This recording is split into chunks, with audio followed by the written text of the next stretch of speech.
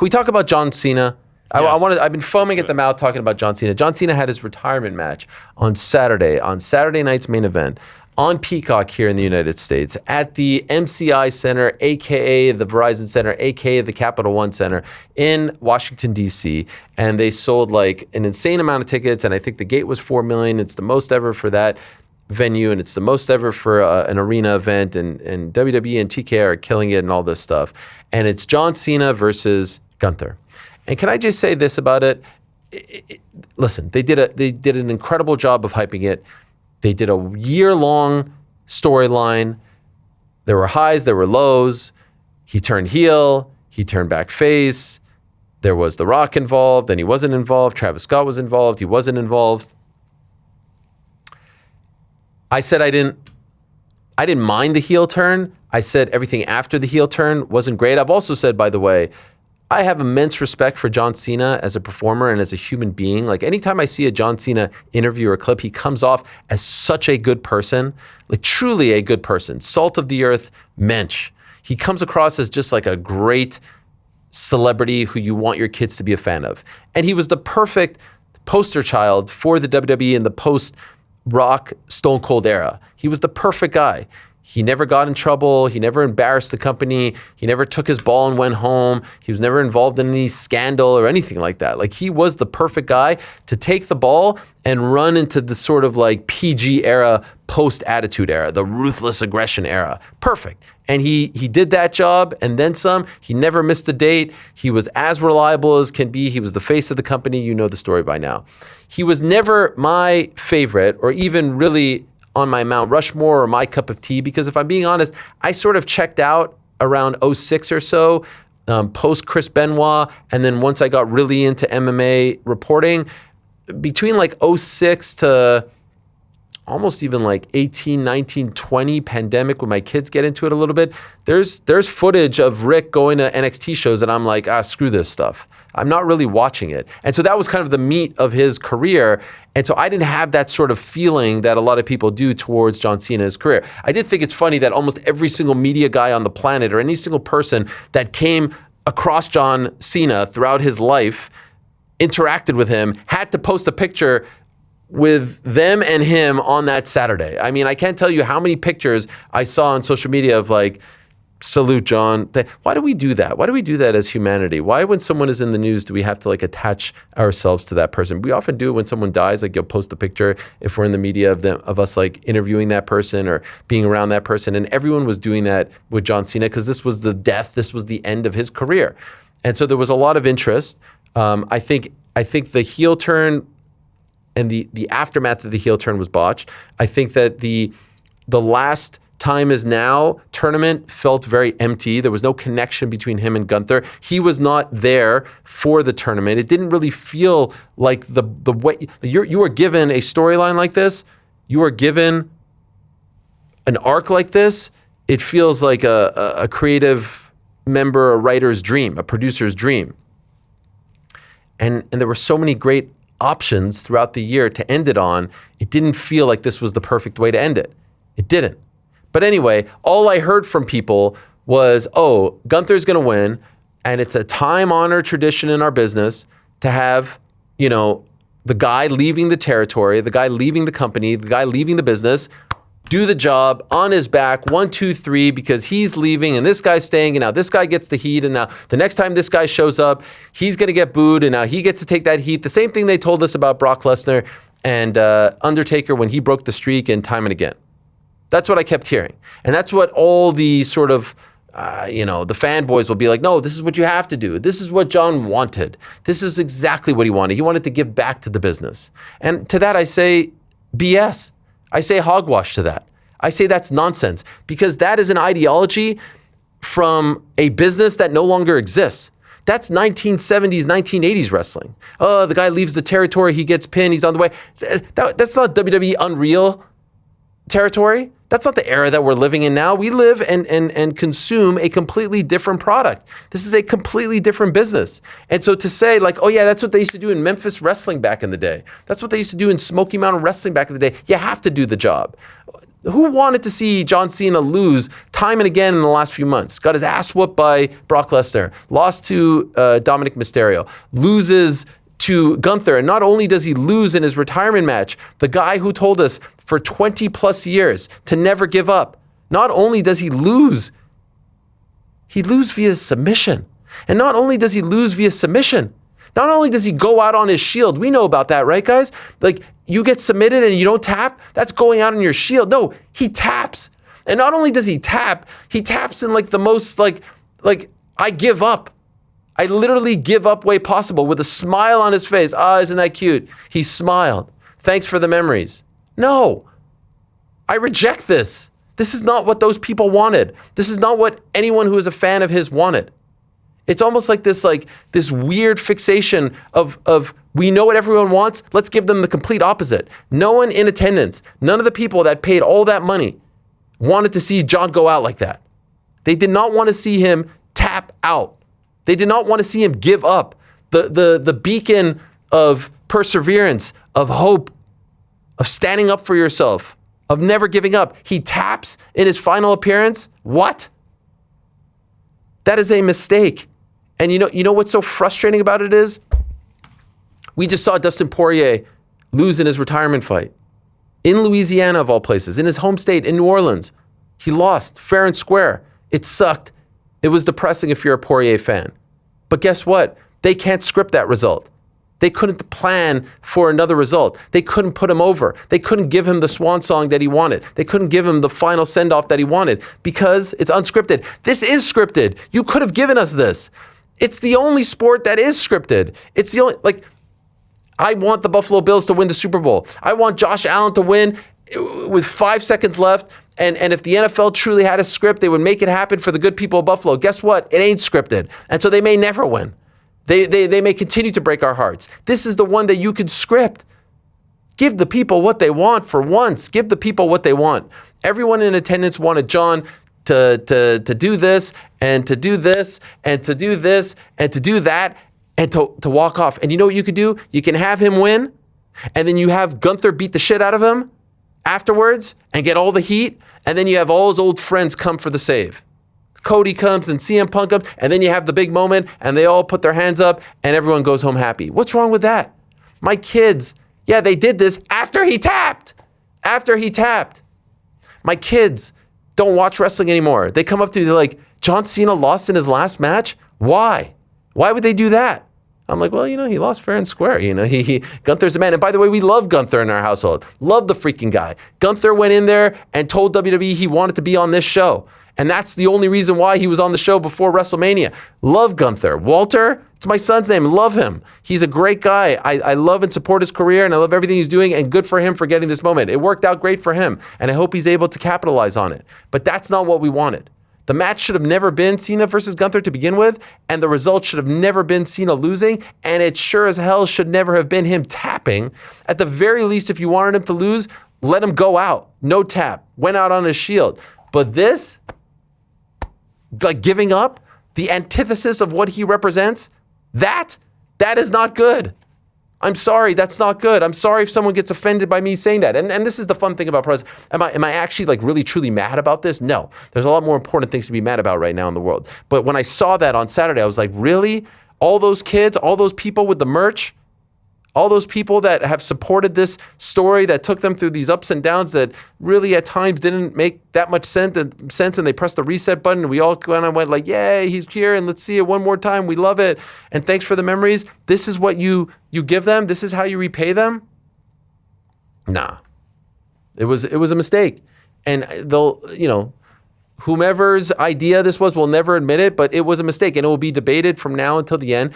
And people will talk about this guy losing his last match and that guy. There was never an angle like this in pro wrestling. It was never a year-long thing and it's going to culminate here and we're being told that this, and there was never someone quite like John who had this connection with kids and for the most part never turned on them and never embarrassed the company and never got, like he was perfect. And that's how you ended it. And his literal motto is never give up and you make him tap. You know what that means?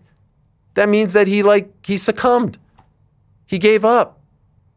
That's not the time-honored tradition. The time-honored tradition nonsense does not exist anymore. Because guess what? When people said things like there's a time-honored tradition, there was no such thing as WWE Unreal and all the other stuff that we get now, which I don't mind. I like it. I partake in it. I know what it is. But John deserved better. And John is such a good guy, and he's such a good soldier and company man that he would have never probably, I'm guessing, I wasn't there, contested this, protested this. He deserved better. He should have won that match. And screw the time-honored tradition stuff. That tradition died a long time ago. It's a completely different sport and business. Those people wanted to see that guy walk off with his head held high, victorious, and not get his ass kicked again. Anyone feel otherwise? Did I miss the mark on this one? Now, you obviously know more than me, but I watched it, and I was left pretty disappointed. I was like, that's how it ends? You wanted to see him win, right? Yeah, of course I wanted to see him win. It's his last show. The crowd's going nuts for him. Anytime he did anything, the crowd went crazy. They booed Gunther the whole way. You know, it looked like Gunther might win, and then it looked like Cena was going to win, and I thought Cena was going to eventually pull it off. But, like, just to not only lose, but to, like, I didn't even think it was actually over when it was over, and he just does the kind of like smirk grin on his face. And then they just did the whole everybody comes out, and then he takes his shoes off, and I don't know. I actually really like what you described. He beats Gunther, and then Gunther goes ballistic, beats his ass. Everyone comes out to save him. I was expecting someone was going to show up. Yeah. If you had told me going into it, it was just going to be Cena versus Gunther. That's it. He taps out. Bon voyage. I would have been like, yeah, I'm just not going to watch. What the hell, man? And then I have a couple friends that watch WWE, and they were pissed. They were pissed. Everyone's pissed. Yeah, my doorman yesterday. He was like, "Did you guys watch that bullshit?" I was like, "Wow, all right, man, we're fired up." Pete, what do you think? No phone calls about John Cena's retirement. No phone calls. No, dude, it also felt like on social media it was kind of dead too. Leading up to the event, I saw tweets from like Bleacher Report that got like 120,000 likes on it, and then afterward, I didn't see anything on Twitter. Just like, oh, he tapped out. Yeah, you know, I was watching on mute, and I don't, you know, what I know about WWE is what Ariel says on the show. That's pretty much my only exposure to it. So I'm going into this going, well, he's going to lose because that's the time-honored tradition, as Ariel has told us. You know, so that wasn't a shock to me, right? So I watch him lose. Didn't know about the, you know, has never tapped out thing. Obviously, no commentary. Oh, yeah, that too. That too, yeah, never tapped out. Yeah, thank you for that. And then I'm watching, and I'm seeing all these sad people, and I don't know whether, like, I'm like, are they just upset with the match that it went like this? Like, did they just think this was a terrible match that it was unceremonious. It was just flat. And then the people crying, like, was that because he tapped out, or was that because it was... It's over. And they wanted to celebrate him. People actually truly love this guy, and he's done everything right. They wanted to celebrate him. They didn't want to be sad. That whole scene was sad. The like bowing and all this stuff. You know? What was this? The bowing. What was up with the bowing? What is this? What are we at? Hamilton? What is this? It's the end of the show, man. The curtain is closing. We want him to win. We want to suspend disbelief, and we want him to have his hand raised, and we want him to celebrate. We want to celebrate this guy. His hair's looking great. Like how like over is Gunther from winning that match? So the next time, look, Gunther's going to come on the mic and he's going to get booed and he's going to say like, I killed your hero. And that's exactly what, like, everyone would beforehand said, this is what's going to happen. The unpredictable thing to do is to have him win and say, to hell with your time-honored tradition, to hell with your, you know, your rules of passing the torch. This guy's going to win. But Gunther's going to come on and he's going to be, you know, he's going to be the asshole. He's going to be the heel and he's going to say, and it's going to be fine. It's going to be fine. But you know what? Gunther didn't need this. Gunther's fine just as is. And I don't think this makes him an even bigger heel. Like, I don't want to see Gunther get his because of it, because we know what this is. We know that it is, I know what pro wrestling is. And that's why I'm like, how could you have sat there when you told us that this is all scripted? How do you sit there and say, let's have John lose on the way out? 1975 Memphis wrestling, I get it. I completely get it. Andre the Giant is leaving the territory. Yeah, have him do the job 1, 2, 3 to put the next guy over who's going to be staying in the territory. This ain't the business anymore. We're going to see John, you know, doing something tomorrow and Gunther's going to be doing something else. That's not what it is. And so I just think when your fan base is rewarding you and supporting you by buying all this stuff, the merch, the tickets, give them what they want. Be in the business of giving people what they want. And don't tell me about like, oh, there's long-term storyline. Like, who is going to get revenge for John on Gunther? John's gone. Who's it? Punk? Punk's going to get revenge? He's the champion already. Like, what's going to happen? Rhodes is going to get the job of taking down Gunther as a result. Like, just give us what we want in that moment. It's a Saturday night in December. We're all depressed. We're freezing cold. It's snowing outside. Can you not give us what we want? That's how I felt about it. Frank, what do you think about it? I didn't watch it. Oh, The picture's funny. Which one? The close-up of him tapping out, yeah. Yeah, this is going to be a great meme moving forward. It's so, it's so almost like, it's almost like, it looks like it's like planned. Like, was that really in the match? It's so perfect. I'm pretty sure this is when he's about to tap. Yeah, I know, but it's just so like zoomed in. Because the way he was smiling, I thought he had something else planned. I thought they had something else up their sleeve. It almost feels like they overthought it. You know, like, oh, you're gonna be in the chokehold, you're gonna be in the RNC, and then you're gonna smile, and then you're gonna tap. Yeah, I saw this whole like breakdown on Twitter where some guy was just like, "It's poetic." The man who never gave up, finally gave up when he realized there was nothing left in the tank. Oh, okay. That was it. Wow, he realizes there's nothing left in the tank. Perfectly timed with his final match. Yes, goes the whole year. Yes. Carries the promotion the entire year, and then it's like, I made it to the last one. I'm out. Yeah. Why did he take his shoes off? Yeah, I don't know. No, he was doing the wrestling wrestler gimmick. thing. If anything, take the jorts off and leave him, bro. The jorts. Wow, Yeah, he was doing Connor. the DC thing. Oh my God. Yo, leave the jorts Expose on the himself? mat. Leave the jorts. He's got the jock He strap never on. Oh came my out God, as the John Cena's doctor. exposing himself. Nah, I wanted the when did he doctor of switch it up from the Thugonomics. Jordans?